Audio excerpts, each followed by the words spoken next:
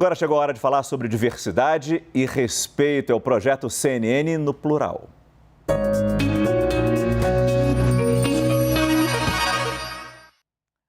O tema do projeto CNN no plural hoje é a Lei de Cotas, que vai completar uma década no ano que vem.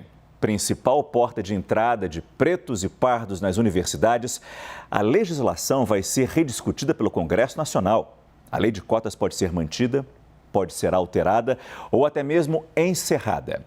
A CNN Brasil conversou com especialistas nas áreas de inclusão e educação para entender os impactos de possíveis retrocessos. A reportagem é de Matheus Meirelles. A legislação passará por uma nova avaliação. A Lei 12.711 de 2012 reservou 50% das vagas em universidades e institutos federais de ensino superior a estudantes de escolas públicas.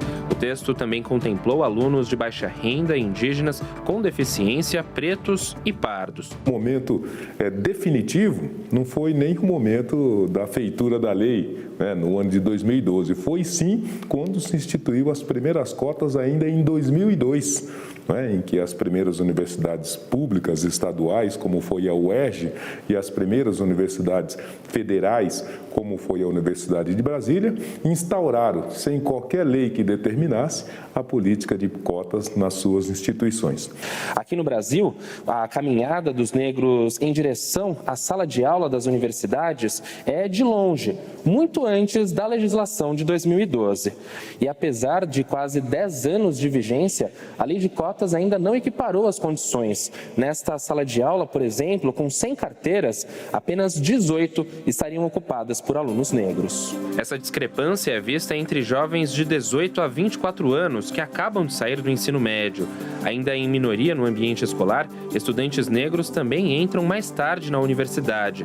Sônia Alessi ocupa atualmente uma posição de liderança, mas só entrou na faculdade aos 25 anos, por entender que não pertencia àquele espaço. Até hoje isso acontece, de muitos jovens que nem tentam o vestibular, mas não porque não acreditam que sejam capazes de ser aprovados, mas porque acreditam que aquele espaço não é para eles. Um levantamento do site Quero Bolsa, com dados do IBGE, mostra que o número de negros no ensino superior, em todas as faixas etárias, cresceu quase 400% no país entre 2010 e 2019. Pretos e pardos já são 38,15% dos matriculados.